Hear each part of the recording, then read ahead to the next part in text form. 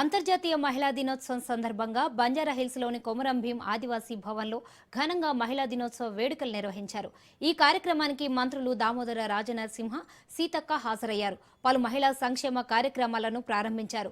మహిళలే సమాజానికి మూలాధారమని మంత్రి సీతక్క అన్నారు. ఒకప్పుడు మహిళలకు ఓటు హక్కు కూడా లేకపోయినా పోరాటాల ద్వారా తమ హక్కులను సాధించుకున్నారని తెలిపారు. అవకాశం ఇస్తే మహిళలు పంట పొలాల నుంచి అంతరిక్షం వరకు అన్ని రంగాల్లో రాణిస్తారని అన్నారు. పంట పొలాల్లో 80% పనిని మహిళలే చేస్తారని పేర్కొంటూ ప్రజాప్రభుత్వం మహిళా సంక్షేమానికి పెద్దపీట వేస్తోందని తెలిపారు.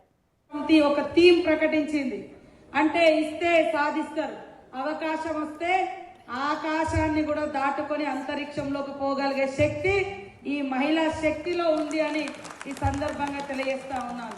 మరొక దిక్కు అగ్రికల్చర్ సంబంధించి కూడా ఈసారి ఐక్యరాజ్య సమితి ద్వారా శ్రామిక మహిళల గురించి కూడా డిస్కస్ చేస్తా ఉన్నారు.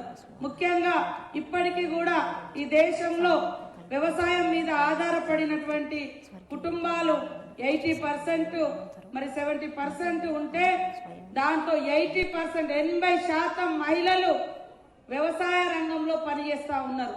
ఇక్కడికి వచ్చిన మా అక్క చెల్లెలు అమ్మలందరూ మహిళా గ్రూపులలో ఉన్నా పొద్దున్నే పోయేది వ్యవసాయ పనులకే ఎక్కువ పోతా ఉంటారు.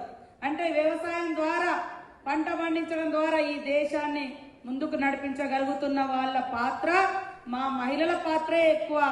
కాబట్టి మహిళల గురించి చర్చించాలి, మహిళల గురించి మాట్లాడాలి, మహిళలకు ఇంకా ఏం సాధించుకోవాలో అవన్నీ సాధించుకోవాలి.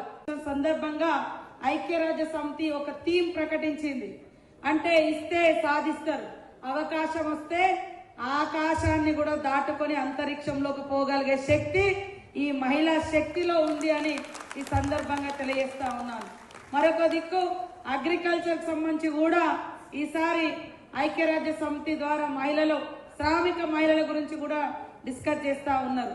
ముఖ్యంగా ఇప్పటికీ కూడా ఈ దేశంలో వ్యవసాయం మీద ఆధారపడినటువంటి కుటుంబాలు 80% మరి 70% ఉంటే దాంట్లో 80% మహిళలు వ్యవసాయ రంగంలో పనిచేస్తా ఉన్నారు.